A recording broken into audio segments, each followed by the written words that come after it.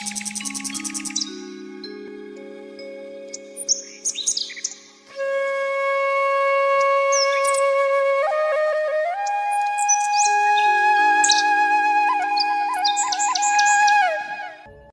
श्री राम मित्रों, भगवान विष्णु का 8वां अवतार राम अवतार था, जो कि त्रेता युग में हुआ। इस अवतार में भगवान विष्णु अयोध्या के महाराज दशरथ की महारानी कौशल्या देवी के गर्भ से जन्म लेते हैं। तो भगवान को यह 8वां अवतार क्यों लेना पड़ा मानव के रूप में, इसके पीछे एक बहुत सुंदर कथा है। मित्रों, सतयुग की बात है। मानव सृष्टि का प्रारंभ हुआ और इस पृथ्वी पर पहले शासक बने महाराज मनु। उनकी पत्नी का नाम शतरूपा था। मनु शब्द से ही मानव शब्द की उत्पत्ति हुई और वहीं से मानव सृष्टि प्रारंभ हुई।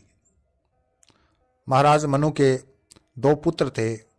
बड़े पुत्र का नाम उत्तानपाद था और उत्तानपाद के पुत्र यानी मनु जी के पोते थे प्रसिद्ध भगवत भक्त ध्रुव, जिनकी स्मृति आज भी हमारे गगन मंडप पे छाई हुई है। उत्तर दिशा में एक तारा है जिसका नाम है ध्रुव तारा, जो अधिक चमकीला है बाकी तारों से। वह आज भी हमें भक्त ध्रुव की अटल भक्ति की याद दिलाता है।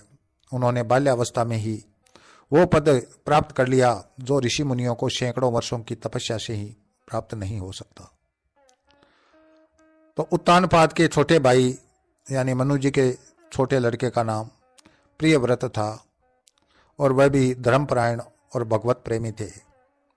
उनकी एक पुत्री भी थी जिसका नाम देवहूति था।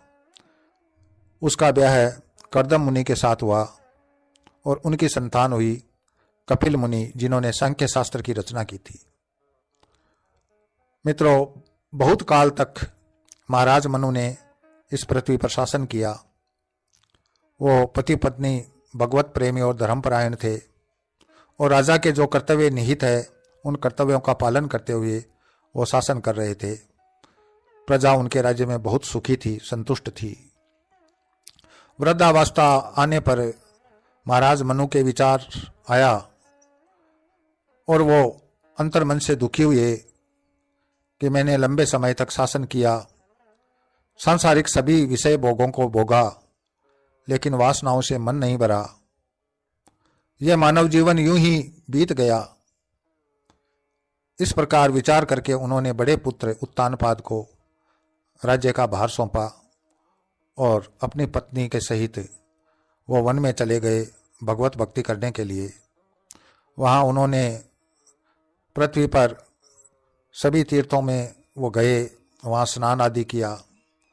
तो विभिन्न ऋषि मुनियों के आश्रम थे, वहाँ वो जाते, भगवत चर्चा करते। नैमिषारण्य नाम का एक प्रसिद्ध तीर्थ था सतयुग में, वहाँ भी वो पहुँचे। उसके बाद गोमती के किनारे पर वो ठहर गए और वहाँ अन्य ऋषि मुनियों के साथ भगवत भक्ति करते हुए अपना समय बिताने लगे। तो मित्रों, मनु और शतरूपा ने गोमती के किनारे आश्रम में रहते हुए भगवान की कठोर साधना की और ऐसा तप किया कि लंबे समय तक निराहार रहकर वो अटल साधना करते रहे।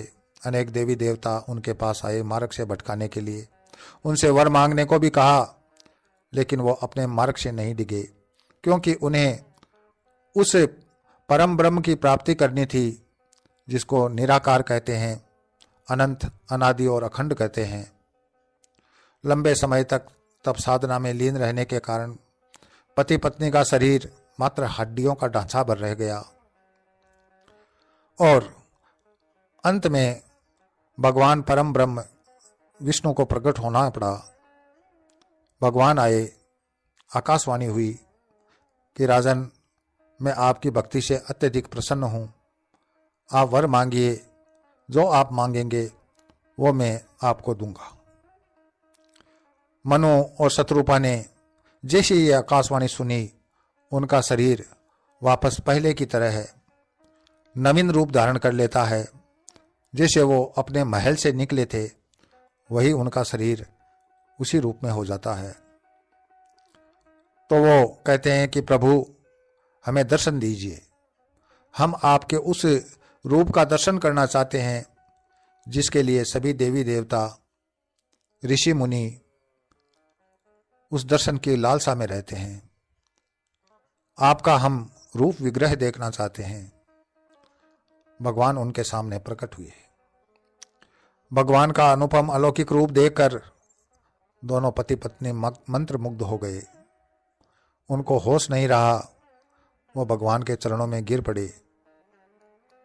भगवान ने उनको उठाया, पूछा कि आपकी क्या इच्छा है, वही वर मांगो। महाराज मनु बोले कि प्रभु आप अंतर्यामी है, सब कुछ जानते हैं, फिर भी जब आप पूछ रहे हैं तो मैं बताना चाहूँगा कि मुझे आपके समान पुत्र चाहिए। भगवान बोले कि मैं अपने समान दूसरा कहाँ खोजने जाऊँ, मैं स्वयं ही त्रेता युग में जब आप अयोध्या के राजा बनेंगे और आपकी महारानी शत्रुपा कौशल्या बनेगी, उस समय में आपके पुत्र के रूप में जन्म लूंगा। अभी आप इंद्र की राजधानी जो स्वर्ग में है अमरावती, वहाँ जाकर निवास कीजिए और स्वर्ग के सुखों का भोग कीजिए। त्रेता युग में जब आप अयोध्या के राजा बनकर पृथ्वी पर वापस आएं, उस समय में आपके पुत्र के रूप में जन्म लूंगा और वो रूप मेरा राम अवतार कहलाएगा। तो मित्रों, इस तरह से त्रेता युग में भगवान विष्णु ने मनु और शत्रुपा को दिया हुआ अपना वचन है वो निभाया और वचनों में बंद कर ही उन्होंने सूर्य वंश के सिरमौर महाराज दशरथ के घर को चुना।